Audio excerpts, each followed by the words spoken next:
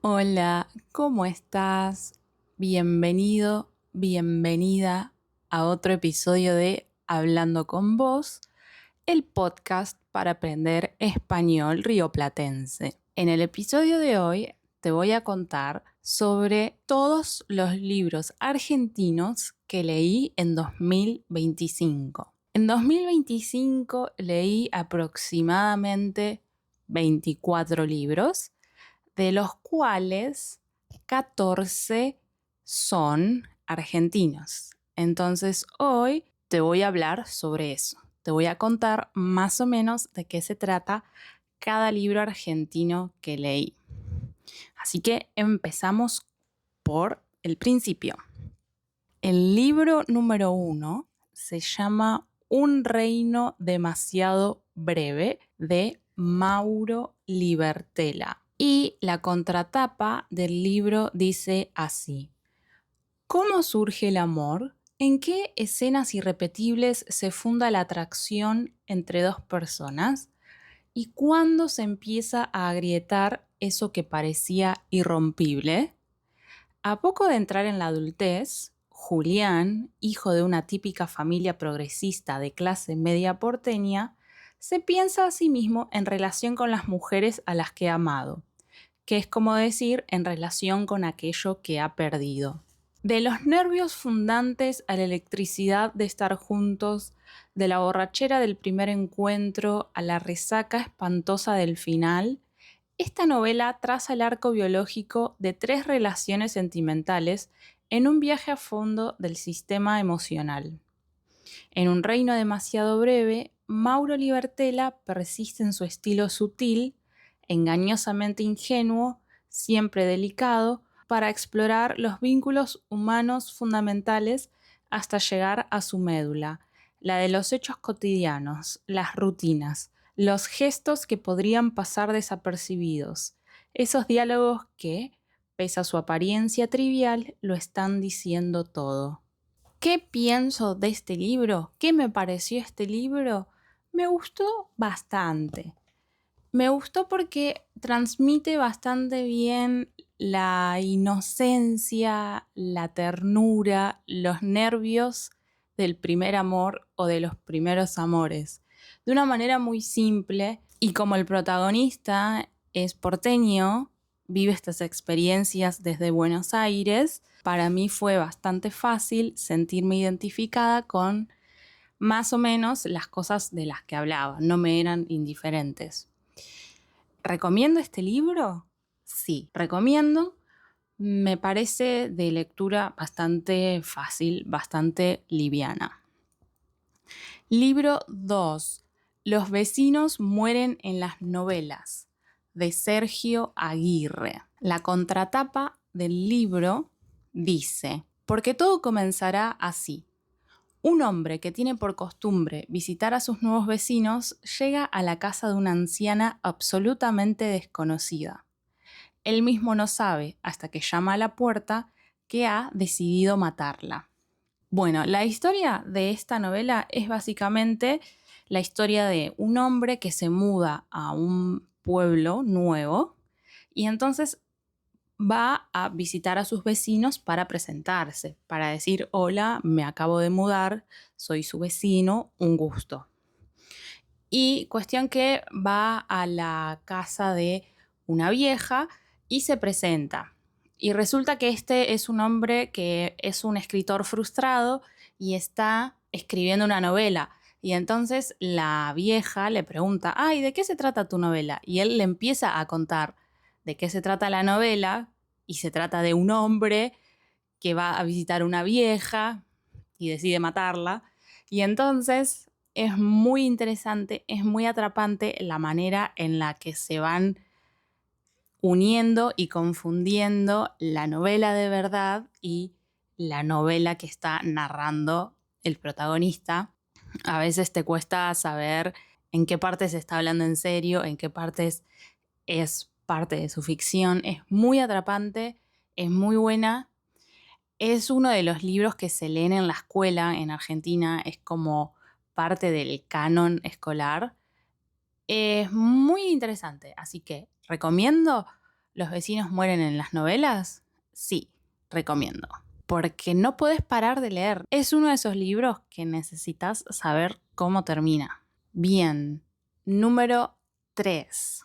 Zona de clivaje de Liliana Hecker. Liliana Hecker es una gran cuentista y novelista argentina. Es una escritora que particularmente me gusta mucho, principalmente por sus cuentos. Tiene cuentos muy buenos. Y esta novela es la primera novela que leo de ella. Y la contratapa dice así: Irene lleva la física a cuestas. No solo la estudia con aplicación, también la traslada al plano diario. Cualquier situación es para ella un experimento de laboratorio.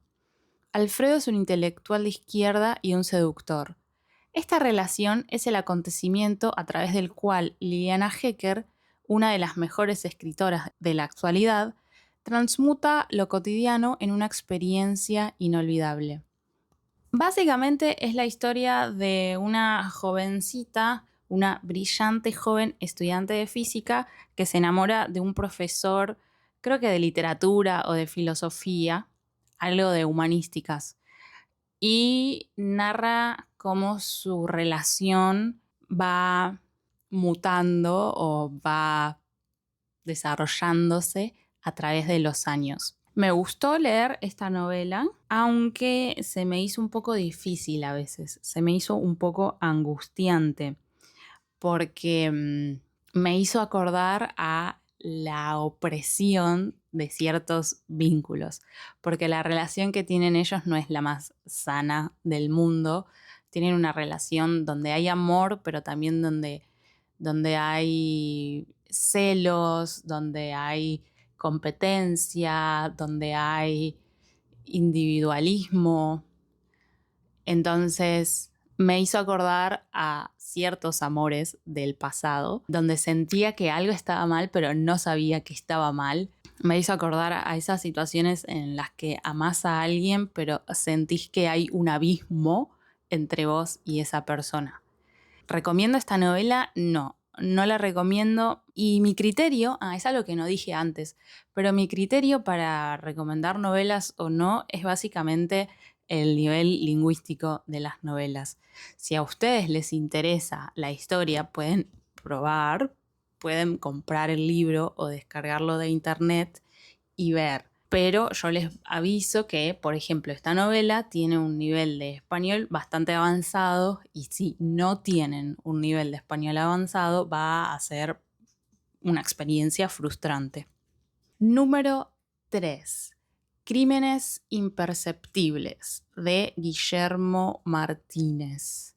Es una novela de trama policial que conjuga elementos tomados de la filosofía, matemática y otras ramas del saber, al narrar los actos de un asesino múltiple cuyos crímenes siguen una serie aritmética, con intrigas, ambigüedades, lógica y teoremas matemáticos involucrados. En la obra aparecen algunos sesgos ligeramente autobiográficos, dado que los protagonistas son un joven matemático argentino becado en Oxford y su profesor, un eminente especialista en lógica. Básicamente es la historia de un argentino, estudiante de matemática, que va a Oxford a estudiar, y mientras está allí ocurren una serie de asesinatos. Entonces el joven tiene que descubrir quién es el asesino y lo hace mediante la lógica. Es una novela policial clásica. ¿Recomiendo esta novela? Sí, la recomiendo. Si te interesa el género policial, te va a parecer muy interesante y el nivel de español es decente. Y si te interesa, hay una película. En Hollywood hicieron una película con esta trama que se llama Los Crímenes de Oxford y está protagonizada por Frodo. O sea, por el actor que hace de Frodo, que se llama Elijah Wood, creo. No me acuerdo. Bueno, ese es el libro número 4. Libro número 5, Las viudas de los jueves, de Claudia Piñeiro. Esta novela tiene lugar en 2001 en Argentina, en un barrio privado de Buenos Aires. Y la novela empieza directamente con la muerte de 3 hombres. 3 hombres aparecen muertos flotando en una pileta y nadie sabe cómo sucedió. Y la novela lo que hace es ir y volver en el tiempo para narrar los hechos, para contarnos de a poco cómo es que se llegó a esa situación. Y en el proceso nos describe la vida de estas personas ricas en este momento económico argentino específico, cómo eran sus vidas, qué pensaban, qué hacían y cómo afrontaron la crisis de 2001, un momento económico muy difícil que marcó a la Argentina. Y entonces es una buena novela para entender un poco más de este momento histórico y económico muy, muy importante de la Argentina. ¿Recomiendo este libro? Sí, lo recomiendo. Es excelente para entender un poco más sobre la historia, la cultura, la idiosincrasia argentina. Y si les interesa, también está la película con el mismo nombre, Las viudas de los jueves, que la vi y me gustó mucho y también la recomiendo. 6. Boquitas pintadas. El libro número 6 que leí es Boquitas pintadas. Voy a leer la contratapa. En Boquitas pintadas, la más famosa de las novelas de Manuel Puig, se entrecruzan de manera indisoluble pasión y crimen.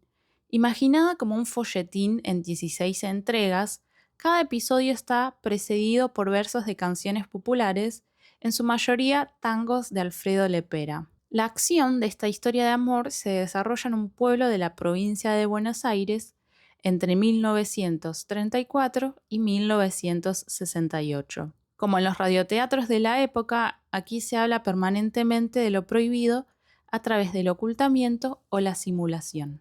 Entonces, básicamente, en esta novela se narran las historias de distintas personas de un pueblo, por ejemplo, un joven que se llama Juan Carlos, su hermana, su mamá, su novia, su amante, otras personas de ese pueblo, y narran sus vivencias, sus deseos, sus formas de ser, sus hábitos, sus costumbres, en un pueblo muy tradicional y muy conservador. Y la manera que tiene de narrar esta historia es yendo y viniendo en el tiempo, pero también a través de distintos géneros literarios.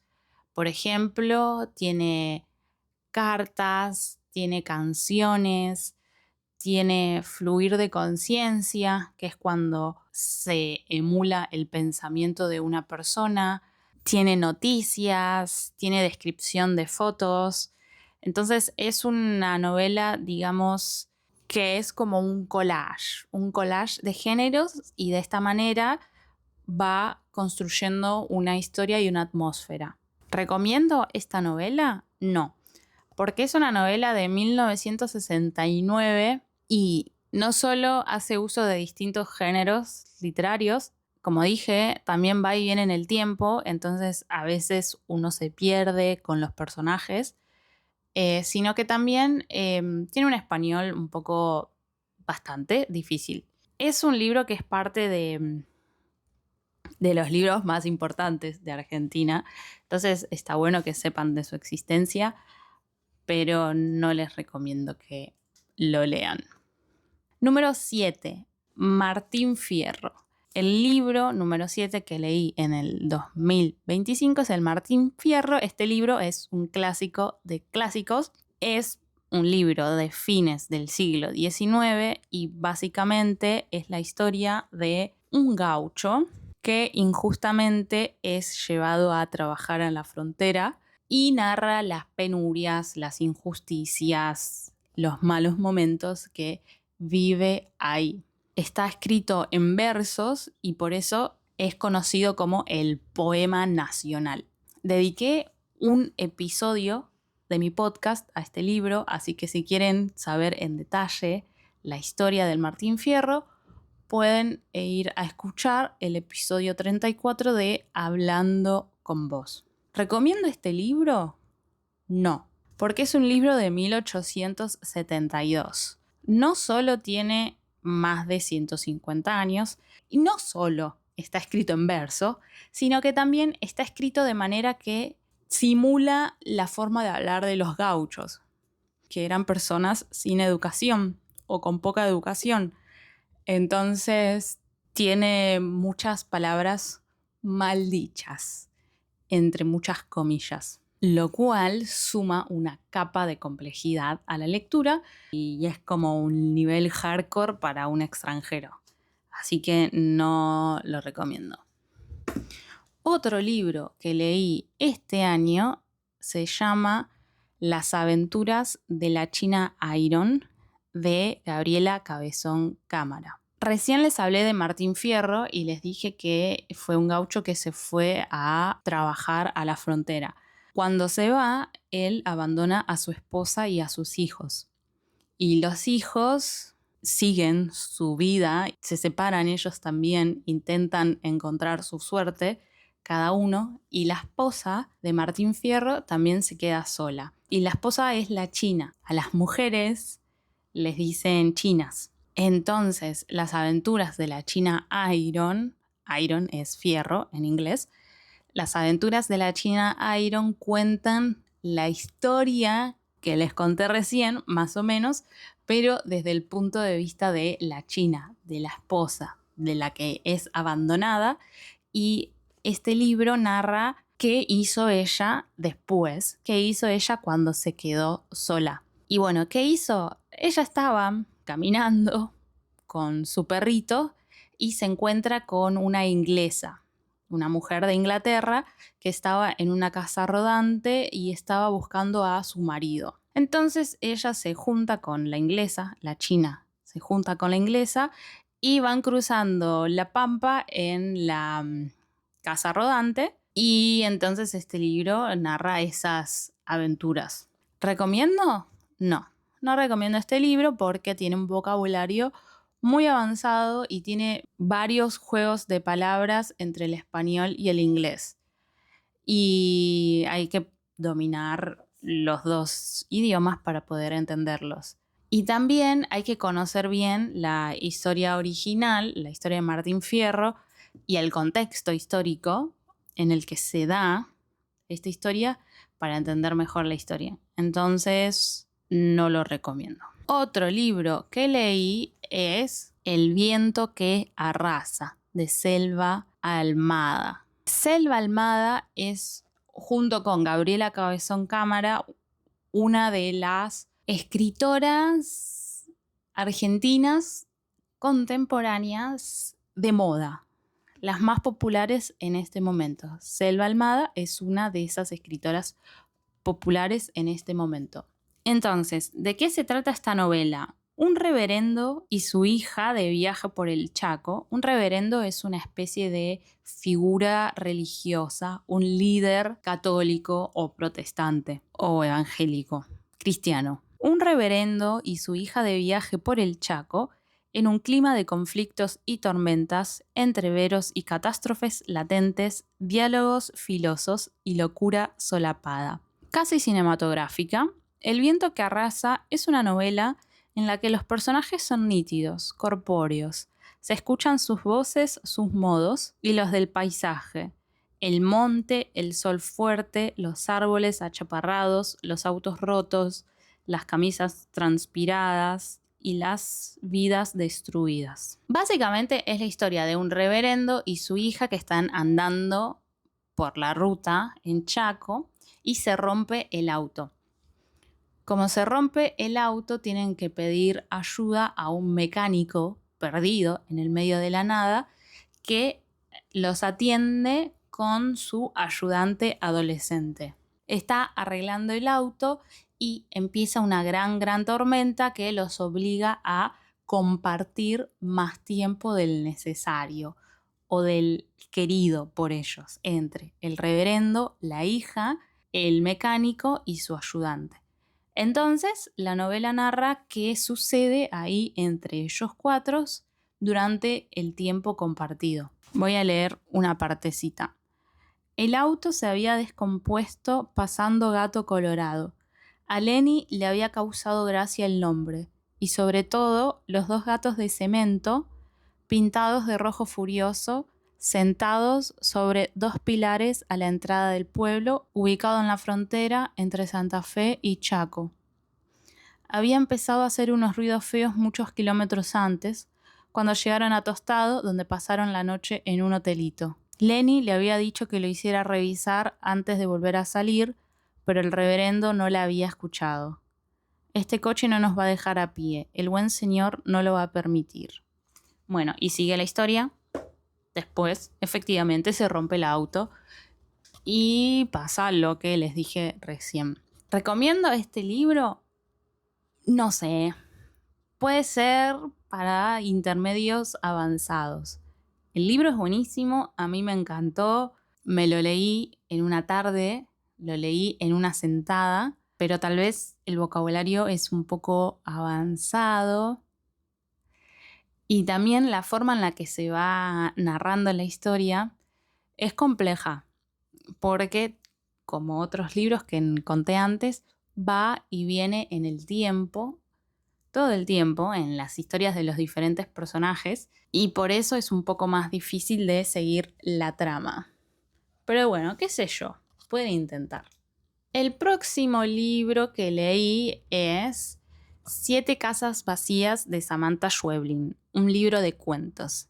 Y Samantha Schweblin es otra escritora argentina contemporánea muy, muy popular en este momento. Y bueno, ¿de qué se trata este libro de cuentos? Son relatos, son diferentes relatos, diferentes cuentos que se centran en cosas familiares, entre los vínculos, las relaciones familiares y las casas que estas familias habitan. Por eso el título del libro. Samantha es muy buena describiendo el terror en lo cotidiano, podríamos decir. En sus cuentos no hay fantasmas, monstruos, demonios, sino más bien el terror surge de lo común, de lo conocido. Y entonces tal vez eso genera todavía un efecto más terrorífico, en mi opinión, porque básicamente demuestra o muestra que el terror está entre nosotros. ¿Recomiendo este libro? Sí, recomiendo. Libro número 11. Caídos del mapa, de María Inés Falconi. Si vieron mis vlogmas, se acuerdan de que hablé de este libro en uno de los vlogmas, así que si quieren pueden ir y ver ese capítulo. Pero básicamente la historia es que hay 4 niños, 4 chicos de 12 años que están en el último año de la primaria, de la escuela primaria, y deciden escaparse. En la última hora, en la hora de geografía, deciden escaparse al sótano de la escuela y que no los encuentren, básicamente. El sótano es el subsuelo, que es un lugar prohibido para esos chicos. Entonces, el libro cuenta las aventuras de estos 4 chicos intentando escapar y después intentando que no descubran que se escaparon. ¿Recomiendo este libro? Sí, les recomiendo este libro. Está pensado para niños a partir de 11 años. Entonces, para intermedios puede ir muy, muy bien. Y como les dije en los vlogmas, esto es parte de una serie, son un montón de libros. Entonces, si les gusta el primero, pueden leer el segundo, el tercero, el cuarto, etc. Libro número 12 que leí, Nadie sale vivo de aquí, de Antonio Santa Anna. Dice, para tomar distancia de su dolorosa separación, Luis viaja a La Villa, un pueblito turístico casi deshabitado fuera de temporada. Allí espera dedicarse a un encargo absolutamente confidencial, la traducción de un libro sobre sectas y asesinatos rituales. Una vez instalado en el antiguo hotel, reparte su tiempo entre el trabajo y largas caminatas por los alrededores. Aunque a primera vista la villa parece un lugar idílico, Luis empezará a advertir algo cada vez más perturbador en el comportamiento de sus habitantes. Una novela del autor de Los ojos del perro siberiano. Que Los ojos del perro siberiano es uno de los libros que leí el año pasado. Entonces, si quieren saber mi opinión sobre ese libro, pueden escuchar el episodio en el que hablo de todos los libros que leí en el 2024, que es el episodio 27 de este podcast. Bueno, entonces, básicamente, la novela es la historia de un editor de libros que tiene un trabajo especial y para hacer ese trabajo especial se va a un pueblito. Y en este pueblito empiezan a pasar cosas muy raras que él va descubriendo poquito a poco. ¿Recomiendo este libro? Sí, totalmente, 100%. Es bastante fácil de leer. Honestamente es un libro que literariamente no me gusta tanto. Me parece muy buena la idea, me parece que tiene momentos muy buenos, formas de trabajar el suspenso muy buenos, pero me da la sensación de que es un libro que se publicó muy rápido. Me da la sensación de que es un libro que podría haber sido corregido un poquito más, podría haber sido trabajado, editado, irónicamente, podría haber sido editado un poquito más. Pero a pesar de eso, tiene partes atrapantes y tiene una escritura simple, lo cual para gente que está aprendiendo español viene muy bien. Bueno, el libro número 13, el anteúltimo libro que leí en 2025 es Buenos Aires es leyenda, de Guillermo Barrantes y Víctor Coviello, Mitos urbanos de una ciudad misteriosa. Es un libro muy ameno para saber un poco más de la ciudad, conocer un poco más de diferentes lugares de Buenos Aires, los diferentes barrios, los mitos que hay en estos barrios. Por ejemplo, Despedida de soltero. Los protagonistas de esta historia se habrían conocido en un bar de Flores, más precisamente en una confitería muy cercana a la Plaza Pueyrredón. Ella estaba sola, rubia, llamativa y sola. Fumaba.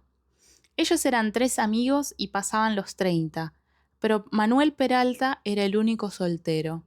Esa noche estaba destinada exclusivamente a la amistad. Los jueves de boludeo los llamaban. Todos vieron a la rubia. Debe estar esperando a alguien, dijo uno de los amigos. ¿A qué no te animás a hablarle?, apuró el otro. Manuel era bastante tímido, pero no le faltaba coraje. Era un don familiar. Terminó su vaso de whisky y prendió un cigarrillo. ¿Qué decirle? No podía demorar más. Levantó la cabeza y la encaró decidido. Para sorpresa de la rubia, Manuel se sentó en la silla de enfrente. Y continúa. Entonces son mitos urbanos que tienen lugar en lugares reales de Buenos Aires. Dediqué un episodio de este podcast a contarles algunos mitos de este libro, así que si les interesa pueden ir y escuchar el episodio 32 de este podcast. ¿Recomiendo este libro? Sí. Es muy entretenido, es muy fácil el español. Yo creo que es ideal para los extranjeros. Básicamente es el libro que yo querría leer si estuviese en otra ciudad. Por ejemplo, si yo estuviese en Roma aprendiendo italiano, me encantaría leer un libro que se llame Roma es leyenda. Así que ese sí, lo recomiendo ampliamente. Y el último libro, el libro 14 que leí este año, 2025, es Valer la pena, de Juan Gelman. Este es el único libro de poemas que leí este año porque no leo mucha poesía, ya lo dije anteriormente, no entiendo la poesía o no tengo la paciencia para entender la poesía, pero lo encontré muy barato, lo encontré usado en una feria de libros y me lo compré porque Juan Gelman es un clásico de la literatura de la poesía argentina. Juan Gelman fue hijo de ucranianos, es descendiente o era descendiente de ucranianos y en su juventud militó en organizaciones de izquierda y entonces durante la última dictadura militar se tuvo que ir de Argentina, se exilió y de hecho sus hijos fueron secuestrados y desaparecidos por los militares durante la última dictadura militar. Y entonces todo esto puede verse en su obra también. Toda esta tragedia y desarraigo, por decir de alguna manera. Puedo explicarles el título del libro, Valer la pena. Valer la pena significa que algo es bueno, es positivo y vale el esfuerzo. Vale la pena, vale el esfuerzo, vale el sacrificio, vale el tiempo invertido. Por ejemplo, aprender un nuevo idioma vale la pena. Es mucho sacrificio, es mucho tiempo, pero después el resultado es gratificante. Comprarse una casa vale la pena. Es mucho sacrificio, es mucho esfuerzo, pero después el resultado es gratificante. Ir al gimnasio regularmente o hacer ejercicio regularmente vale la pena. Es mucho sacrificio, es mucho esfuerzo, pero después el resultado es gratificante. Y así. Eso significa valer la pena. Y voy a leerles un poema para que escuchen poema en español. Soles. Bajo el sol doble de la furia y la pena, la vida sigue. La vida sigue bajo el sol doble de la furia y la pena. Sigue la vida y gira el sol doble de la furia y la pena. Es un recurso amar a un árbol y otras humillaciones del paisaje. El esplendor del tiempo respira en el hombro de una mujer. Se alejan pensamientos que no quieren ser vistos. El sueño cierra la puerta para que empiece otro. Bueno, ustedes me dirán en comentarios qué interpretaron de este poema. Bueno, y básicamente esos fueron los 14 libros que leí este año, los 14 libros argentinos. Espero que les haya gustado. Si quieren pueden comentarme cuál les llamó más la atención, si uno de estos libros ya leyeron o si este año leyeron algún libro argentino, otro libro argentino que yo no haya nombrado. Me interesaría saber eso. Así que bueno, esto es todo por hoy. Espero que hayan aprendido algo nuevo y nos vemos o me escuchan en el próximo episodio. Chau, chau. Esto fue Hablando con Vos, un podcast para aprender español. Esto fue Hablando con Vos. Nos vemos la próxima. Por ahora, adiós.